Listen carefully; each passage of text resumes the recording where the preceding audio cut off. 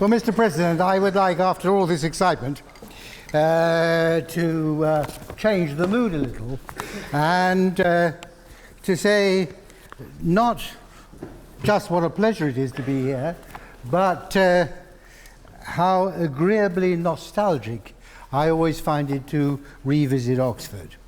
And tonight it is particularly so, since I've been supported so brilliantly by Jacob Rees-Mogg, who really, I don't think I need to say anything because he has proved beyond peradventure the validity of the proposition's case. But I am particularly keen that he's here because his father, my very old and very dear friend, and alas now departed, William, was President of the Union when I first came up here in 1951. I have to confess that I took no part whatever in the Union when I was here. Of the 3 Ps which occupied me, parties, philosophy and politics. The first was far and away the most time-consuming and the most agreeable. And the third, I have to say, was the least. But it is not the case that I was wholly uninvolved in politics, even though I had nothing whatever to do with the Union. There was a cause, very unfashionable in those days, that concerned a few of us. This was that following the disaster of the Second World War, which had ended only 6 years previously, it seemed to us to be important to forge a new and better relationship between the great nation states of Europe. And in particular, it was important that France and Germany should bury the hatchet.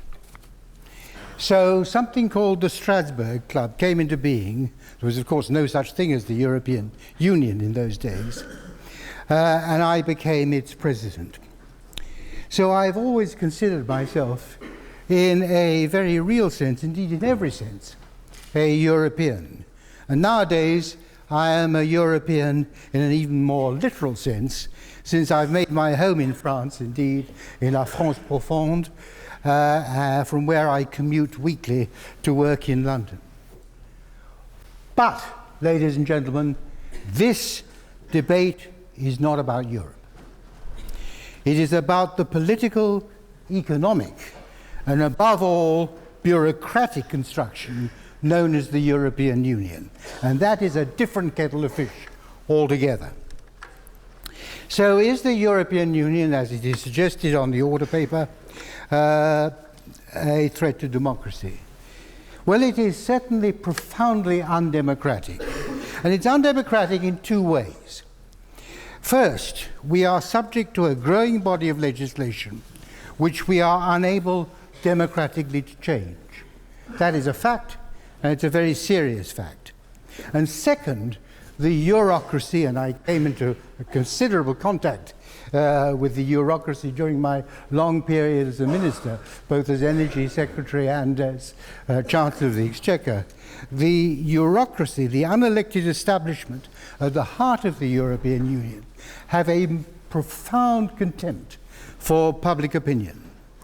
They have what they consider, and they consider it to be, they consider it genuinely, I give them that. They consider it to be a noble cause, and they know what is best for us.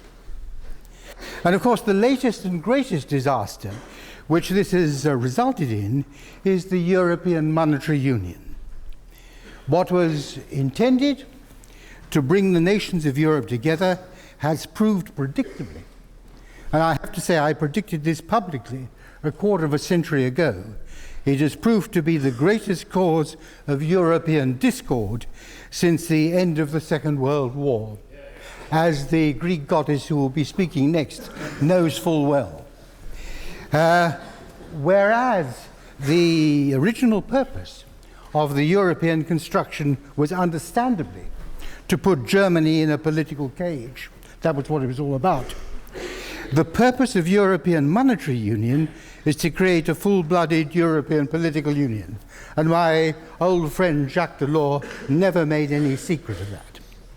For it's abundantly clear that monetary union can work, and it's certainly not working now, can work only if there is a political union, a single fiscal policy, a single tax policy, a single benefits policy, a single budget, a single finance ministry, and thus, of course, a single government, as indeed exists in the monetary union that is the United States of America.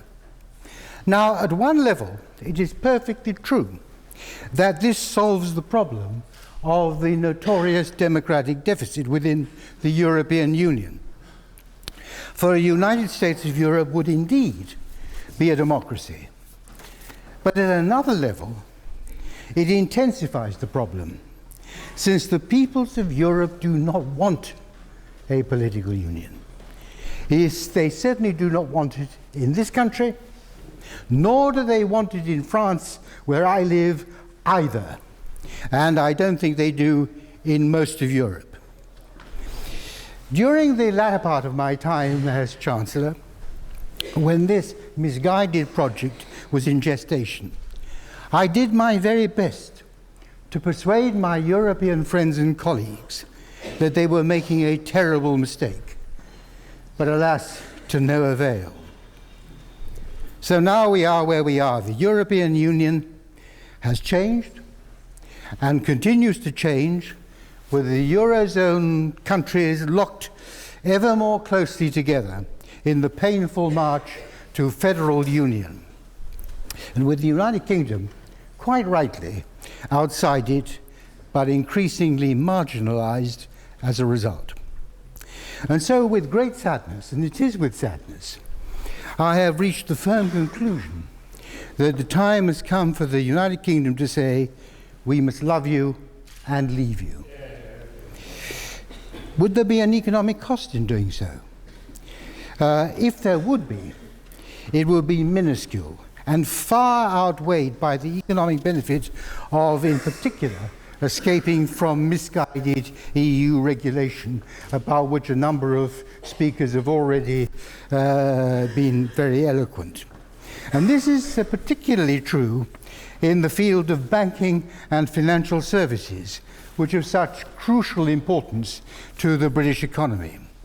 Now, I am well aware that at the present time, the position of the United Kingdom banking industry is that it would be disastrous for the City of London if we were to leave the European Union.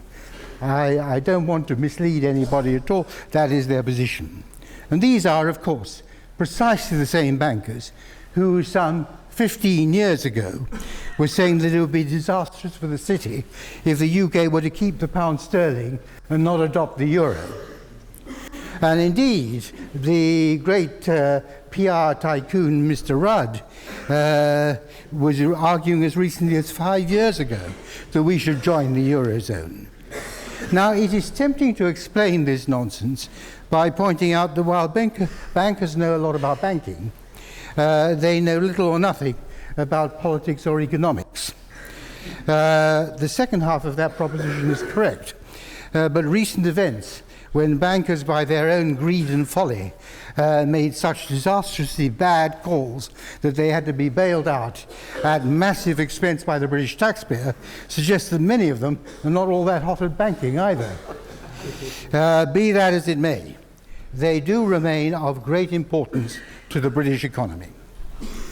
And while London, we've heard, particularly from Mr. Rudd, if I may say so, with the greatest respect, and I do respect him because he has a sister who is a brilliant member of Parliament in the Conservative cause. This Eurocentricity that Mr. Rudd showed, I find appallingly parochial. Because while London is certainly not just a British financial centre, it's not just a European financial centre either. London is one of only two truly global financial centres in the world, the other being New York, and it is the only one in the European time zone, which is a signal advantage, and one which, of course, will remain. When I developed this case publicly, for the first time earlier this year, I was agreeably surprised to find a strongly supportive article in the Financial Times by their most knowledgeable and perceptive European columnist, the German Wolfgang Münchau. under the arresting heading, Lord Lawson is right. And I may say that's all you need to remember tonight.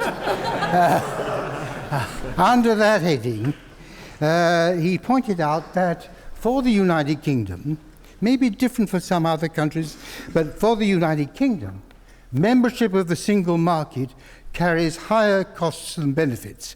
And he concluded in these terms, and I quote, "There may be reasons why the UK may wish to remain a member of the EU, but whatever they are not economic. And Mr. President, they are certainly not democratic either. And I urge you to support the motion."